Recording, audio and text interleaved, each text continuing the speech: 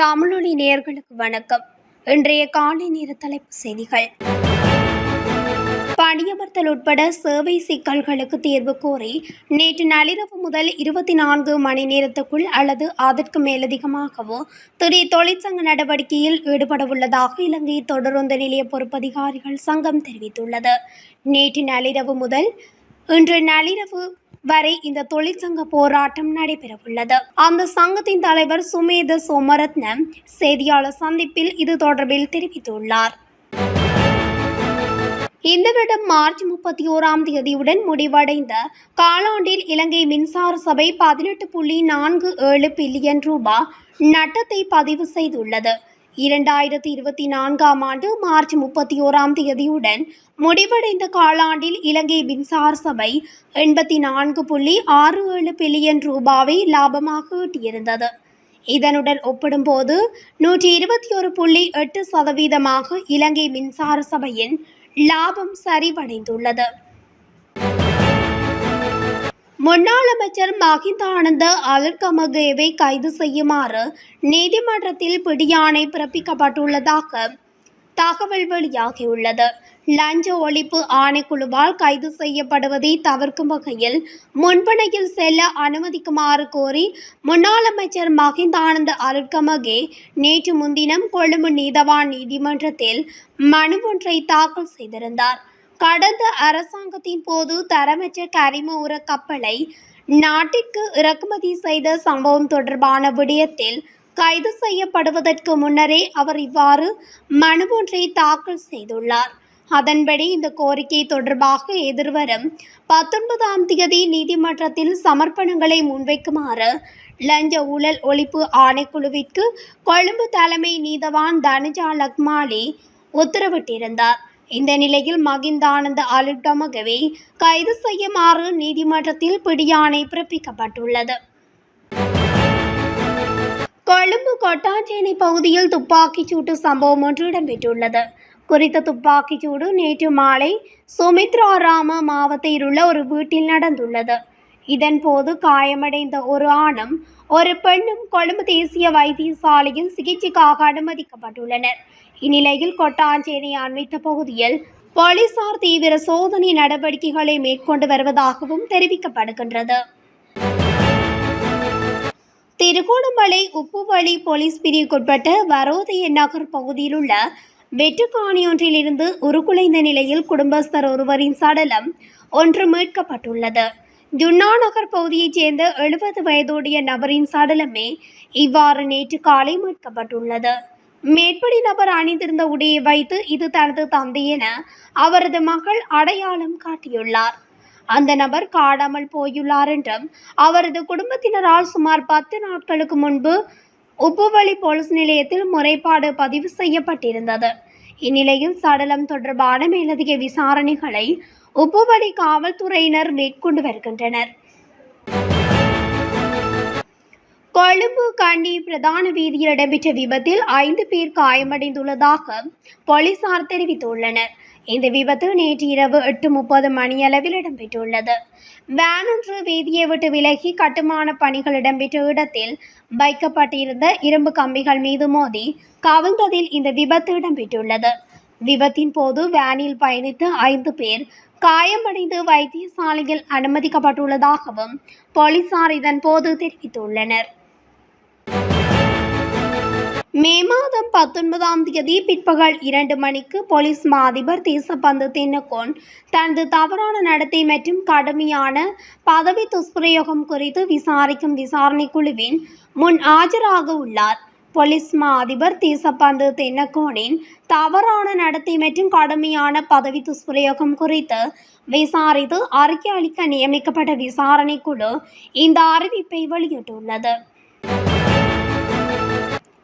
தெமட்டகுடி ரயில் கடவையில் அவசர புனரமைப்பு பணிகள் காரணமாக மே 24ஆம் தேதி குறித்த வீதி வாகன போக்குவரத்துக்கு முழுமையாக மூடப்படும் என இலங்கை தொடருந்து திணைக்களம் அறிவித்துள்ளது. இலங்கை தொடருந்து திணைக்களத்தின் பொது முகாமையாளர் தம்மிக்க ஜெயசுந்தர இதனை அரசாங்க தகவல் திணைக்களத்தின் பணிப்பாளர் நாயகத்துக்கு அறிக்கையொன்றை வெளியிட்டு பொருளை வரை செல்லும் பிரதான வீதியில் அமைந்துள்ள தெமடகுடை ரயில் கடவையில் மே 24 அன்று அவசர புனரமைப்பு பணிகள் மேற்கொள்ளப்படவுள்ள எனவும் அறிவித்துள்ளார். இதன் காரணமாக அன்று காலை 9 மணி முதல் மறுநாள் காலை 6 மணி வரை பிரதான வீதி வாகன போக்குவரத்துக்கு முழுமையாக மூடப்படும் எனவும் தெரிவிக்கப்பட்டுள்ளது. வவுனியா ஓமதை பகுதியில் விசேட அதிரடிப்படையின் வாகனம் மோதி மோட்டார் சைக்கிளில் பயணித்த இளைஞன் உயிரிழந்துள்ள நிலையில் அவருடன் பயணித்த மற்றொரு இளைஞன் படுகாயங்களுடன் வைத்தியசாலையில் அனுமதிக்கப்பட்டுள்ளார். வவுனியாவைச் சேர்ந்த 32 வயதுடைய இளைஞனே உயிரிழந்துள்ளார். விபத்து தொடர்பான விசாரணைகளை ஓமந்தை போலீசார் முன்னெடுத்து வருகின்றனர். பசறை போலீஸ் பிரிவின் தும்மளதென்ன பகுதியில் வீட்டின் முன்னுள்ள தாழ்வான பகுதியில் ஒருவர் சந்தேகத்துக்கிடமான முறையில் இறந்து கிடப்பதாக நேற்று இரவு பசறை போலீசாருக்கு கிடைத்த தகவலை அடுத்து போலீசார் விசாரணைகளை ஆரம்பித்துள்ளனர்.